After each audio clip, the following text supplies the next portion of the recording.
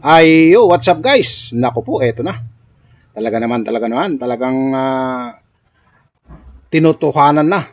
Tinutuunan ni Idol ang hamon niya kay Ogag. Di ba? Eto na. At kausap na yung kanyang abogado. Nag-almusal muna sila. Ayan o. May pabupay, pre-breakfast yan sa hotel. Pero, si Idol, siyempre, VIP yan dyan, nilutuan ng order niya. Nag-order siya ng, kumbaga, ay kung ano yung gusto niya. At sabi nga niya, yung umpisa kasi pa yan, adobo, pritong talong, tuyo at itlog. Yan ang talagang basic na Pilipino almusal. Alright, at may sinangag. Ito na. Ito hindi ko na inano yung yung kausap niya yung abogado, basta dito mga 10 minutes mahigit ito hanggang matapos na yung dito na lahat yung nakapaloob ng gagawin ni Idol kay MG. Panoorin niyo na lang at kausap nga niya yung kanyang abogado kung ano ang gagawin nila. Nung kanyang tinanong niya yung abogado, maririnig niyo mismo. Kaya nako po, sabi nga niya dito ay ubusan daw ito. Matindi ito. Siya, sa mahigit halos umabot daw sa 100 ang kanyang ikinaso sa kanya, pero nalagpasan niya lahat at nakalaya na nga siya sa dami ng kanyang inubos na pera. Di ba? Siyempre, abogado, marami ka talagang uubusin. Eh yung gastusin mo pa sa loob, gastusin ng naku po. Siyempre, pera ang gagalaw diyan pag may kaso ka talaga. Pera. Kaya ito na, huwag na natin patagalin. Ito na. Idol, pasok Idol. Yan ang pagkakamali mo. Kukitnam. Sasabihin nyo, isave nyo lahat yan. Save it.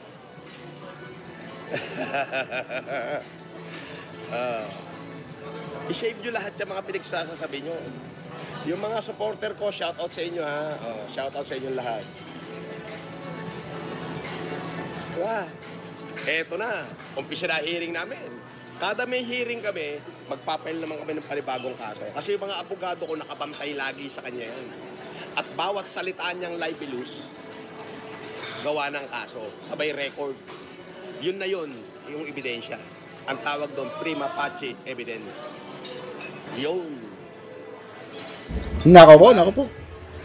Wala akong papalampasin. Nako po. Sa kauna-unahang araw, na binira niya ako, kasama yon. Nako po.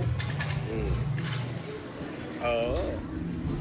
Iiyak ngayon yan. Aapungal yan. Dahil eventually, makukulong yan. Nako po. At pagdating niya sa kulungan, dun na. Baka eto na nga. Kasi minsan napanood ko rin, may vlog si MJ na napanood ko rin May vlog na parang yung nagpunta siya sa manghuhula yata. Baka eto na yon, nako po. Eto na yung hula sa kanya na ewan ko kung parang may banta yung may banta sa kanya yung yung manghuhula na pagdadaanan niya, parang ganun. Kaya baka eto na, nako po. Tuloy natin ang pakikinig kay Idol. Mga 9 minutes pa to. Puwit ko na yan. Di ba? Abay, sino ba sinasabi ko? Malay ko sa inyo. Basta ako si Ogag lang ang sinasabi ko, si Ogag. Ha? Bahala na kayo mag-isip kung sino yun. Basta ako walang pinangalanan. Ogag lang. Play safe. Na mukhang okay. Play safe para hindi ma-counter casing. Kahit anong sabihin nyo dyan, i-save nyo yan. Save it. Dati hindi pinapansin ni Idol, pero ngayon napuno na rin.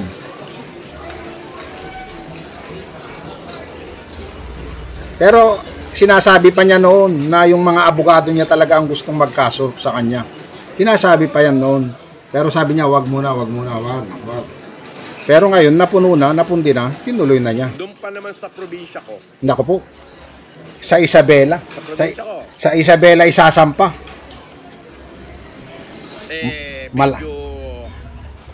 Medyo marami tayong kakampi ron. Naku po. Marami-rami. Naku po. Makikiliti ka ron.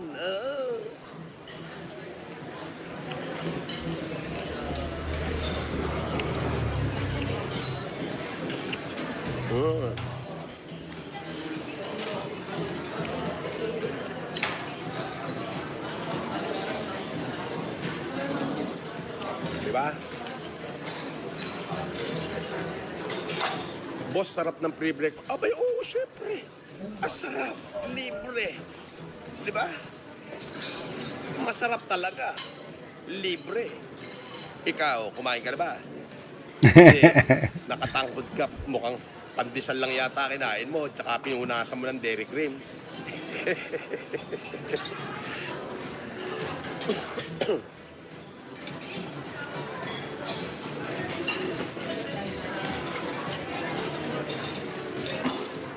Diba?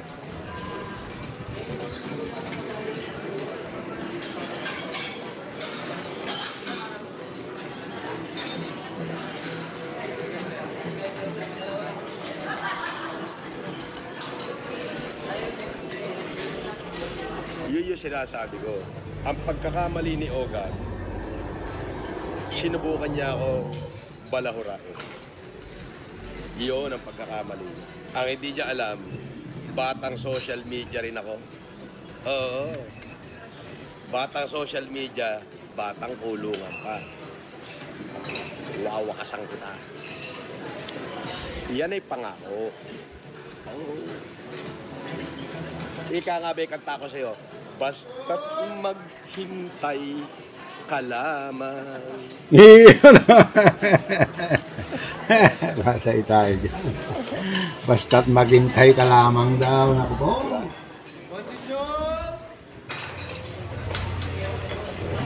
Attorney, Ayan na. pag halimbawa si Ogag, pinuntahan ako sa lugar ko.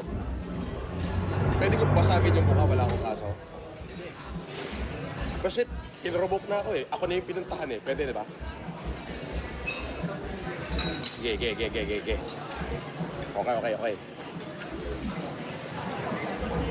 Ayan ha. Basta ako yung pinuntahan. Antimano, pwede ko na bugbugin yun. Bugbog sarado, wala akong kaso. Kasi ako na yung pinuntahan eh, di ba? Tama. Sige. Okay.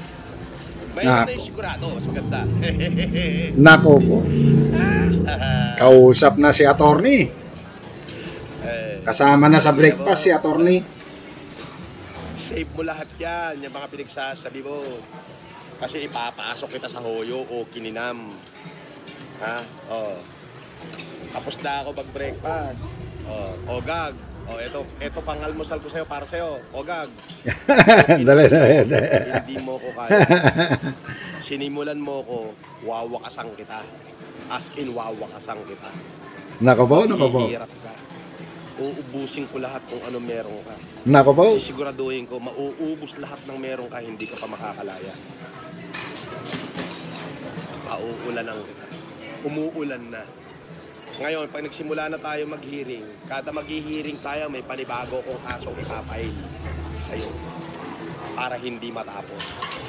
Pahabaan tayo ngayon ng PC. Nako po. Eventually, makukulong ka. Di ba? Ganun yun. At hindi ako papayag na hindi mga bata akong pulis ang... Siguro yung sinasabi niya eventually makukulong, siyempre, masasaid sa dami ng ikakaso ay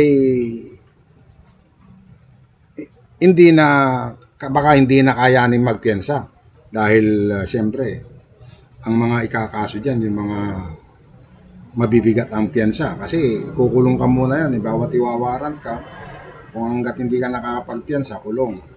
Ayun, sa dami ng ikakaso kaya yung sinabi niya na eventually makukulong. Maari ngayon, kumbaga magpa-file pa lang sila ngayon. Kasi hindi pa yan ano agad alam ko. Ano pa yan sa hearing pa lang, pag nag-hearing hindi pumunsa, doon pa lang siya ipapasubpoy na. Yun ang alam ko dyan. Ang proseso niyan, kung nag-file sila ngayon, Biyernes, hindi pa agad-agad yan hindi pa yan agad-agad yan iwawarant. Kasi isusubpoy na muna yan. Kung hindi nagpunta doon sa hearing, siyempre magseset din ang date ng hearing. Pag hindi na nagpunta sa hearing, doon na isusubpoy na. Doon na iwawarant. Kasi subpoy na muna yan. Kumbaga papadala ng subpoy na para malaman na may hearing siya, may kaso siya. Yun. Kung hindi pumunta, yun na yun. Ipapawarant na. Yun.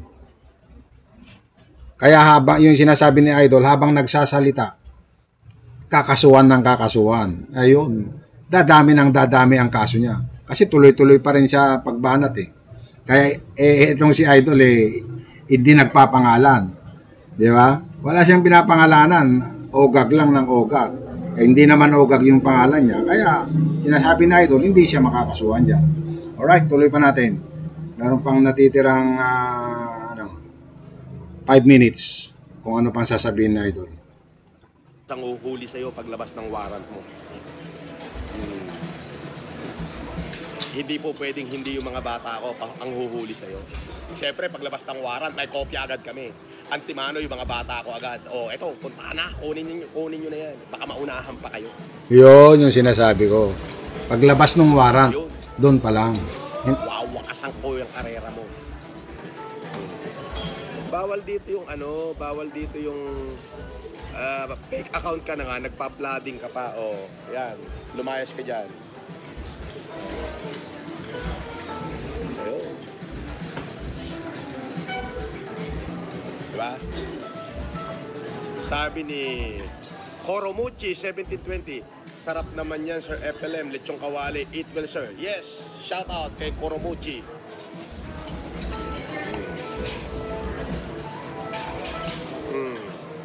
Nag-breakfast muna sila ni attorney bago siguro pumunta sa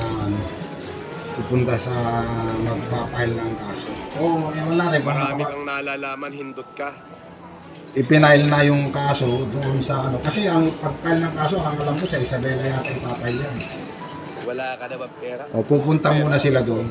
Baka dyan. Ito pera Ano to? Bobo. Hindi pa ako naman ng pera sa bulsa, tanga.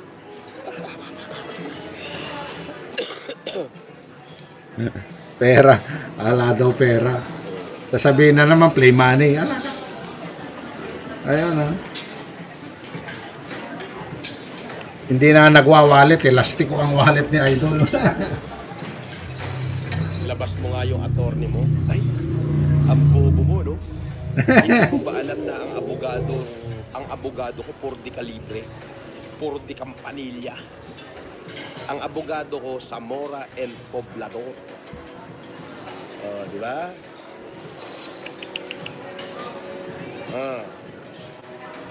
Tanga, bobo. So yun lang. Tapos na akong mag-breakfast. Mamaya. Susurprise ko kayo. Yun, may pa-surprise si Idol daw mamaya. Ngayon, gusto ko lang sabihin dyan sa amo yung ogag na ukininam, ipapasok kita sa kulungan.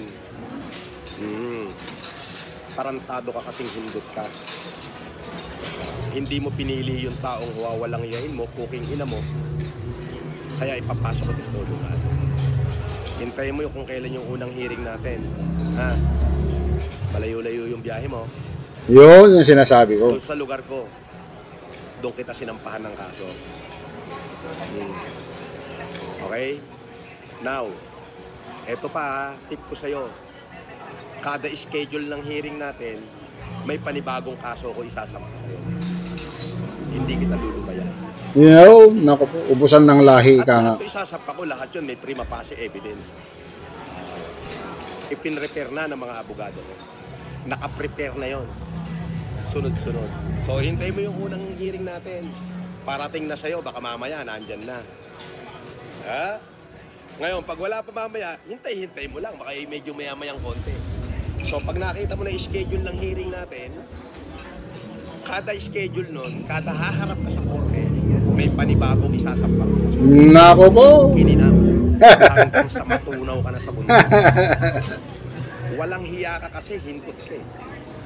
Pero ang pagkakamali mo, Ogag, binira mo yung isang FLM na dekalibre. So ipakakain ko sa'yo lahat na sinabi mo. Di ba? Lahat yan. Di ba? Ngayon, ang gawin mo, gumawa ka ng maraming tour, mag-signature campaign ka na kunyari mabuti kang tao. Pero hindi. Masama kang nilalang eh. Pinagkakakitaan mo yung mga taong wala namang kinalaman sa'yo o kininam eh. Di ba? Di ba? Yan. Kaya, yun lang. Maghintay ka. Mamaya magla-live uli ako. Basta akong kumain eh. Di ba? O kininam uli, Ogag. Ay, yun oh. At natapos na nga.